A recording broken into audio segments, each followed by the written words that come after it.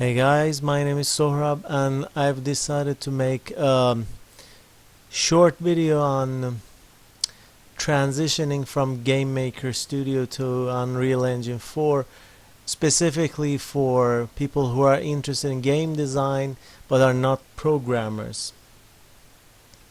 So let's get it on. Here are the points that I'm going to take up during this video. So the goal for this video is to answer some of your questions that you might have regarding is it possible to transition from GameMaker Studio to Unreal Engine 4? How difficult is the transition? How much time does it take? How much experience do you need to have in game design and development to be able to do this? And also the challenges that you might face, things like that, questions that I had when I did this. So that's the whole point of the video. And first I'm going to shortly talk about the target group for this video, although everyone can watch it, but what I had in mind anyways. Then shortly I will talk about myself and my journey, my motivation as a game designer, how I did it, and the goal or the reason for this part is to show you basically that if I could do it, then you can do it. So and also the timeline that I did it in, so you will get an idea of how long does it take. Then I'm going to talk about the transition itself. First the bright side or the high points, and then the challenges that I faced, or the dark side of the transition. And afterwards I'll give a short conclusion. I'll basically summarize everything, and then there is a small bonus, which is a short comparison between the engines. You will it's just a table, very short, how I feel the difference, the attributes, and how they compare these two engines. So you can jump over to that if you like and just pause the video and look at it. By the way, this is going to be a two-part video, so this is the first part. So let's get into it. About me. So as you can see here, my background is actually material engineering and design, and I work in quality management systems in steel industry. So, and I had no previous experience in programming except some courses, I took when I was in the university a couple of years back. I'm 31 years old now, so but nothing major, or nothing that you couldn't say I'm a programmer at all. So how did I get into this? I actually broke my foot or my ankle during martial arts training, and I was really into it, but I couldn't train, so I had to fill in the time basically with something. So I decided to get into game design. I always have been playing a lot of video games. I love them. And I thought, why not? Why not make the games, see how it feels, if I like it or not? So basically that was my motivation. And so far I have actually have two complete games.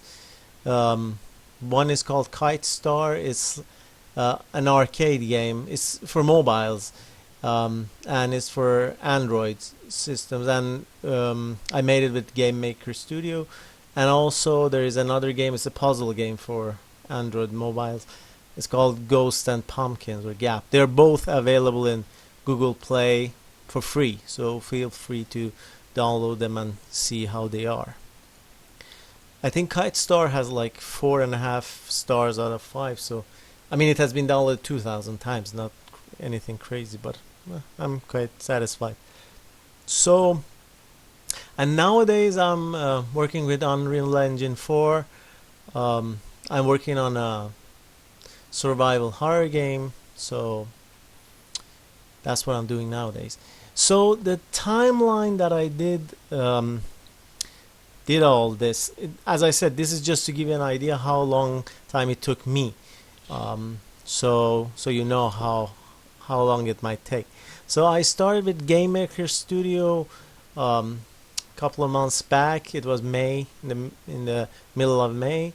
I watched a lot of videos, tutorials, and stuff like that. Then I did a lot of like experimentation. Did a lot of like, you know, made small things in Game Maker Studio. Played with it. Then I got a game design book, like 2 months afterwards, and I got into game design and how to design games. And a couple of days later, maybe a week later, I started working on Kitestar. Actually, that was kind of an experiment on learning how to design games, which turned out to be a good game actually. So I put it on Google Play in a month. So it took me a month to do this game, and then I started working on Ghosts and Pumpkins like a couple of days later, and approximately a month later it was almost done but not polished. So I had like an unpolished version of it, and at that time I started with Unreal Engine very like slowly. But I worked on Ghosts and Pumpkins still to polish it, and I put it on Google Play like a month or 3 weeks later maybe. And I started actually developing my new game kind of like a couple of days later. So as you can see, the time, it doesn't take that much time actually. It takes like, it depends. I mean, I love this. I do it all when I'm free. I just basically do this, or I play games sometimes, but mostly this. So, but it doesn't take that much time at all. Yeah, you can pause this and look at it more if you like. So let's get into the bright side of things. So I'm going to talk about the transition between Game Maker and Unreal, and what is the advantages, what are the bright sides of doing this transition. So first of all, the good news is that you're going to use the same methods that you use in Game Maker to make, you know, your games basically in Unreal Engine 2. So if you know this already with Game Maker, it will help you a lot. So basically you come up with your ideas, you set up goals based on those ideas, you break them down, you come up with solutions, and you make a plan, basically a project plan you could say, or just a plan. It's basically time, how long time does it take and which actions you should do in which order. So you make a plan to implement your solutions, and basically in the end you bring your idea to in a game. The only difference is that there are different tools slightly. So you have Game Maker Studio with its tools that it gives you an Unreal Engine, but it's the same basic process. So it will shorten the time actually for Unreal Engine if you're already familiar with this. Then you have the visual scripting, which is the way Unreal Engine.